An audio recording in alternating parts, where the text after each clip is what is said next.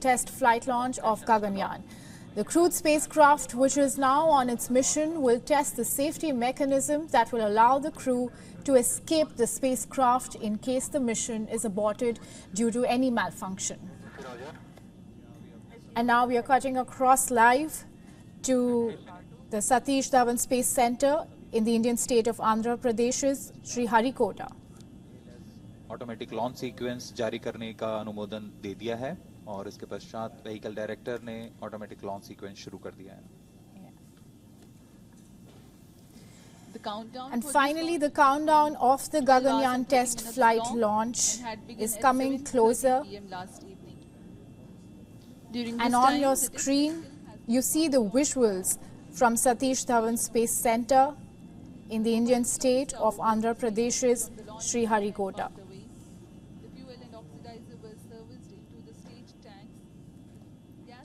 On board for command and pressurization purposes were charged and pressurized. Meanwhile, the range was getting ready. As moving one step closer to India's first human space mission Gaganyaan, the critical phase is going to begin today with the first test vehicle flight, TVD-1, from Sriharikota.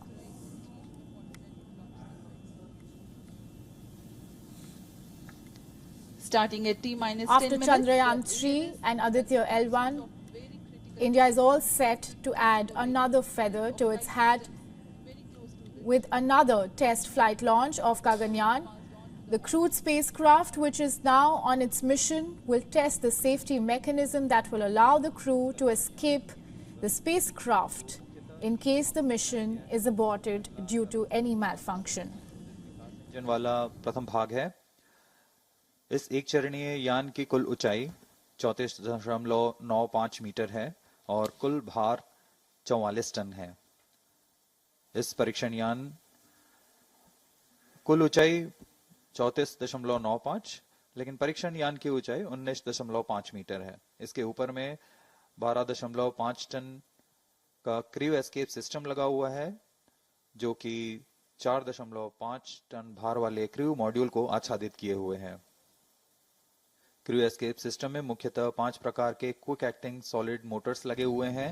इन्हें this is a single state liquid propulsion rocket that is equipped with a crew model and crew escape system, which is all set to be launched from now, any moment from now. The test vehicle mission is aimed at studying the safety of the crew module and crew escape system in bringing Indian astronauts back to Earth in the eventual Gaganyaan mission. Now, under the Gaganyaan mission, ISRO will be sending 3 humans to an orbit of 400 kilometers for a 3-day mission and bring them back safely to Earth.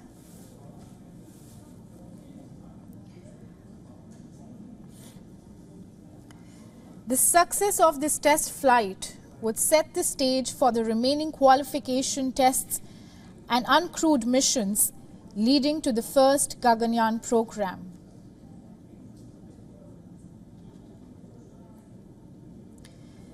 Named after the Sanskrit word for craft or vehicle to the sky, Gaganyaan project has been developed at the cost of over $90 billion, not 90 billion rupees, pardon.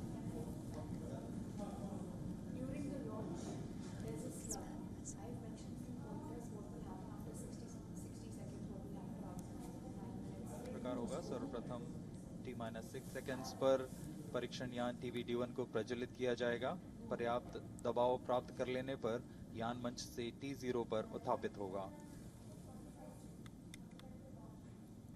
60 second के पश्चात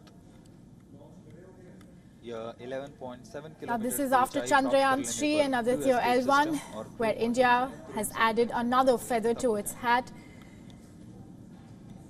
with the first test flight launch of Gaganyaan. The crewed spacecraft is now on its mission and will test the safety mechanism that will allow the crew to escape the spacecraft in case the mission is aborted due to a malfunction. और यहां से crew module का अवरोहण phase शुरू होगा। इसका मतलब है सुरक्षित पृथ्वी की सतह पर वापसी की शुरुआत होगी। इस क्रम में क्रू मॉड्यूल अपने आप। Now for more on this, we are joined live by our senior correspondent Siddharth MP from Sriharikota. He's joining us live. Siddharth, we have seen the success of Chandrayaan 3 and Aditya L1, and now as Gaganyaan launches, the unsaid expectations have already risen. So tell us more about this mission. Yeah, so as you rightly pointed out, Gaganyaan and Chandrayaan and Aditya were two different kinds of missions aimed more towards science and technology. But Gaganyaan is a more ambitious mission that brings humans into the picture. So far Indian rockets have never ferried astronauts to space. But now that's the case, so astronauts will be ferried to space. But this mission originally is scheduled for 2025. But before ferrying astronauts, which of course is a very risky, sophisticated process, what ISRO is doing is ISRO is conducting a series of tests. So one of the tests will involve how to abort the crew module, which is the housing or the shell within which astronauts are settled in. In case mid-flight there is a failure of the rocket. For example, what happens in a car in case there is a catastrophic accident, it is the airbag that saves people, the airbag that saves the passenger. But likewise, in a fighter aircraft, if there is a mid-flight emergency and a catastrophe, the pilot pulls the ejection handle and the pilot is bailed out of the aircraft.